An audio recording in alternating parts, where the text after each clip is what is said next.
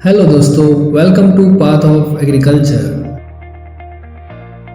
आज हम जानेंगे व्हाइट रिवॉल्यूशन के बारे में, मगर एक नहीं बल्कि दो व्हाइट रिवॉल्यूशन। जी हाँ, तो आज का हमारा टॉपिक है टू व्हाइट रिवॉल्यूशन। तो दूसरा व्हाइट रिवॉल्यूशन क्या था, उसे जानने के लिए वीडियो को अंत तक जरूर देखें। तो वक्त ज़ाया ना करते हुए चलिए शुरू करते हैं। तो दोस्तों, जैसे कि हमारा टॉपिक है टू व्हाइट रिवॉल्यूशन, उसी के साथ हम बात करेंगे पहले व्हाइट रिवॉल्यूशन यानी कि सफ़ेद क्रांति के बारे में, जिसे ऑपरेशन फ्लड के नाम से भी जाना जाता है, जो 13 जनवरी 1970 में शुरुआत हुई थी। ये प्रयोजन NDDB national dairy development board द्वारा किया गया था, जिसने हमारे देश के प्रति व्यक्ति उपलब्ध दूध को 2 गुना कर दिया और डेयरी फार्मिंग को भारत का सबसे बड़ा आत्मस्थायी ग्रामीण रोजगार बना दिया। यह प्रयोजन ने किसान की आमदनी को भी बढ़ाया, जिस वजह से इस प्रक्रिया को श्वेत क्रांति की संज्ञा दी गई। तो चलिए जानते हैं इस मिशन फ्लड को श्वेत क्रांति की संज्ञा तक पहुंचाने वाले श्वेत क्रांति के पिता डॉक्टर वर्गीस कुरियन के बारे में। उनका जन्म 26 नवंबर 1921 में केरला में एक ईसाई परिवार में हुआ था। उन्होंने स्कूल की पढ़ाई के बाद 14 साल की उम्र में चेन्नई में लोयल कॉलेज में प्रवेश किया। उसके बाद उन्होंने मैकेनिकल इंजीनियरिंग में स्नातक की डिग्री प्राप्त की। 22 साल की उम्र में उनके पिता का देहांत हुआ। बाद में वो चाचा के साथ त्रिशूर चले गए।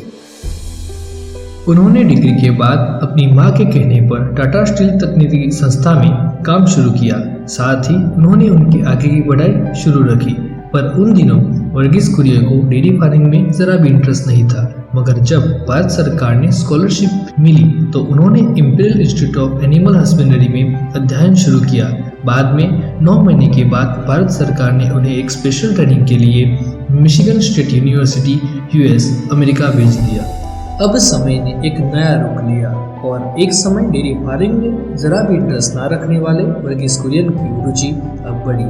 अमेरिका से आते ही सन 1949 में गुजरात सरकार ने उन्हें खेड़ा नामक जिले में इंजीनियर के रूप में नौकरी मिल गई, जो अब आगे जाकर उनकी कर्मभूमि बनने वाली थी।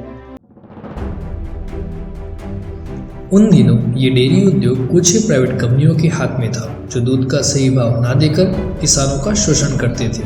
तब डॉक्टर वर्गीस कुरियन की मुलाकात खेड़ा जिले के Kaira district cooperative milk producer union के शोधक त्रिभुवनदास पटेल से हुई।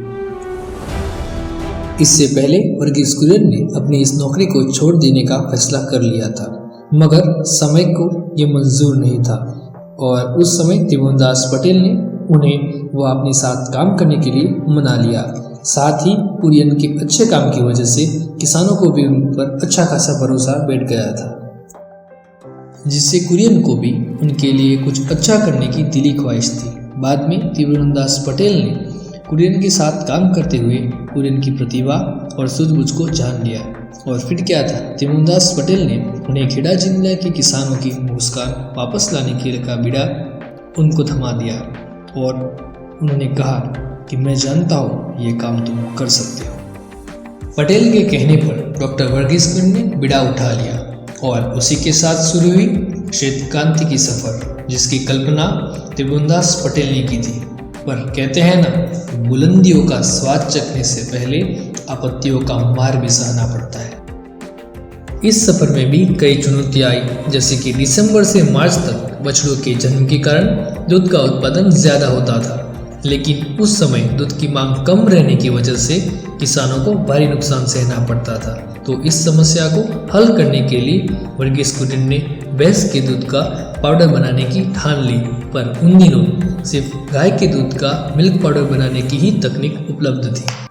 तब इस समस्या को हल करने के लिए उन्होंने अपने अमेरिकी दोस्त HM दयाला को आनंद बुलाया और अपने साथ काम करने के लिए मना लिया। फिर क्या था, HM दयाला भैंस के दूध का पाउडर बनाने में लग गए और आखिर में उन्होंने ये नामुमकिन काम कर दिखाया और उन्होंने भैंस के दूध का पाउडर बनाने का आविष्कार कर दिया, जो उन दिनों नामुमकिन काम माना जाता था। इस सफलता ने देश के प्रधानमंत्री को इस तरह प्रभावित कर दिया कि उन्होंने इस अमूल मॉडल को भारत के हर एक राज्य तक पहुंचाने के लिए उन्होंने NDDB का गठन कर दिया और डॉक्टर कुरियन को बोर्ड का अध्यक्ष बना दिया। इस पद पर रहते हुए डॉक्टर कुरियन ने ऑपरेशन फ्लड चलाया, जो आगे जाकर श्वेत क्रांति के नाम से जाना गया, जिसने भारत को दूध उत्पादन में विश्व में पहला क्रम दिलाया। डॉक्टर कुरियन के इन कामों के कारण उनके जन्मदिन 26 नवंबर को नेशनल मिल्क डे घोषित किया गया। साथ ही उन्हें कई अवार्ड जैसे कि Padma Bhushan, Padma Vibhushan, Padmashri, world food prize, agriculture merit और रमन मैगसेसे अवार्ड से नवाजा गया। तो अब हम जानेंगे दूसरे व्हाइट रिवॉल्यूशन के बारे में, पर जिसे श्वेत क्रांति की संज्ञा प्राप्त नहीं हुई, पर इस दूसरी श्वेत क्रांति ने भारत के किसान की आर्थिक स्थिति को उच्च स्तर दिया। साथ ही में भारत को कपास के उत्पादन में पहले क्रम पर लाने में बड़ा योगदान दिया, जिसने विश्व को पहली कॉटन की कॉमर्शियल हाइब्रिड वैरायटी दी। वो थे the father of commercial hybrid cotton, Chandrakant T Patel. उन दिनों कॉटन टेक्सटाइल उद्योग का विकास अच्छा खासा हो रहा था, तो पटेल ने सोचा कि कपास के उत्पादन में पैदावार बढ़ाई जाए तो उस कपास निकास से देश में विदेशी पैसा आएगा, जिससे आर्थिक विकास हो सकता है। बाद में वे कपास की नई जाति के विकास में जुड़ गए और 2 दशकों के निरंतर शोध एवं प्रयास के बाद उन्होंने गुजरात 67 को अमेरिकी नेक्टेरियल किस्म के साथ क्रॉस करके एक इंट्रासेक्युलर हाइब्रिड का सफलतापूर्वक विकास किया। हाइब्रिड 4 यानी कि संकर 4 के रूप से जाना गया। लगभग 80 से 100 क्विंटल का उत्पादन प्रति हेक्टर उसे लिया जाता था, जिससे पहले 213 से 304 केजी पर हेक्टर उत्पादन होता था। वो संकर 4 के आने के बाद 6918 केजी प्रति हेक्टर पहुंच गया, जो गुजरात 67 के उत्पादन से 2 गुना से भी ज्यादा उत्पादन था। साथ ही में H4 कपास की गुणवत्ता काफी अच्छी थी। यह व्यावसायिक रूप से खेती में कपास की सबसे पहली सफल संकर जात थी, जिसने भारतीय कपास कार्यक्रम को एक महत्वपूर्ण मोड़ दिया। उपरांत चंद्रकांत टी पटेल ने प्लांट ब्रीडिंग में कई नई तकनीकियों का भी विकास किया, जैसे कि नर्सरी कम पॉट इरिगेशन और टेलीफोन सिस्टम का उन्होंने सफलतापूर्ण विकास कपास की खेती में किया। इन कामों के लिए उनको सरदार पटेल विश्वविद्यालय द्वारा 1978 में ऑनरेरी डीएससी डिग्री दी गई। साथ ही Hariom Ashirwad award, FICC award, Tata endowment award, federation of Gujarat mills and industry award, हेक्सामार अवार्ड, वैश्विक industrial research award for agriculture science and technology 1977 जैसे अनेकों अवार्ड उनके नाम हैं। तो आज हमने जाना जिस तरह वर्गीस कुरियन ने डेयरी उद्योग और चंद्रकांत पटेल ने खेती में श्वेत क्रांति लाके देश को विश्व में एक अलग स्थान प्रदान किया।